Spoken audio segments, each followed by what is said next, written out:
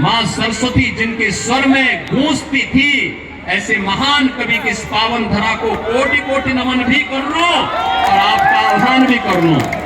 देखो, आपके द्वारा चुना गया प्रतिनिधि, आपका सांसद विकास भी कराया और बिना रुके, बिना डगे, बिना थके, बिना झुके विकास भी कराया और मूल्य और आदर्शों के साथ आपके लिए लड़ता भी रहा, हर मंच पर लड़ता रहा, कार्य करता रहा।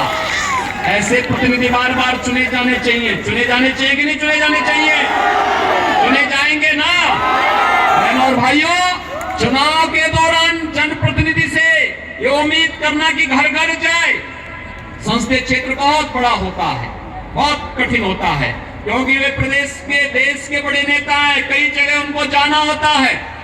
इसलिए मेरी आपसे अपील होगी कि मोदी जी का प्रतिनिधि बनकर और स्वयं गिरिराज सिंह बनकर के घर घर जाकर के घर घर जाइए, देश को बचाने के लिए आगे आइए।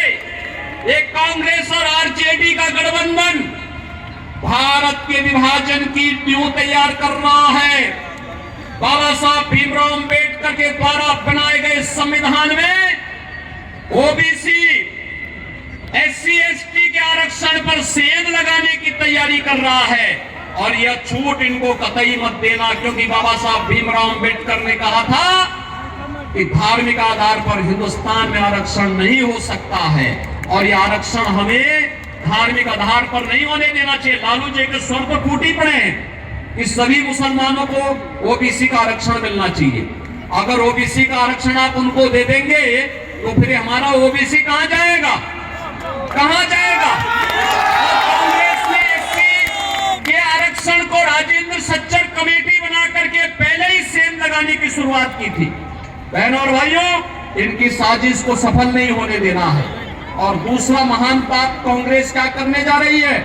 कांग्रेस ने अपने मैनिफेस्टो में कहा है कि अगर वो सत्ता में आएगी तो सत्ता में आने पे अल्पसंख्यकों की रुचि के अनुसार की स्वतंत्रता देगी। बहनों और भाइयों, मैं आपसे पूछना चाहता हूं, ऐसा कौन सा भोजन है जो अल्पसंख्यकों को रुचिकर लगता हो और बहुसंख्यकों को नापसंद हो? वह सत्तू तो सभी खाते हैं, बाटी चोखा भी सभी खाते हैं, लेकिन एक में है, हमारा बहुसंख्यक समाज कहता हम गौ मांस नहीं खाएंगे, गौ हत्या भी बर्दाश्त नहीं करेंगे।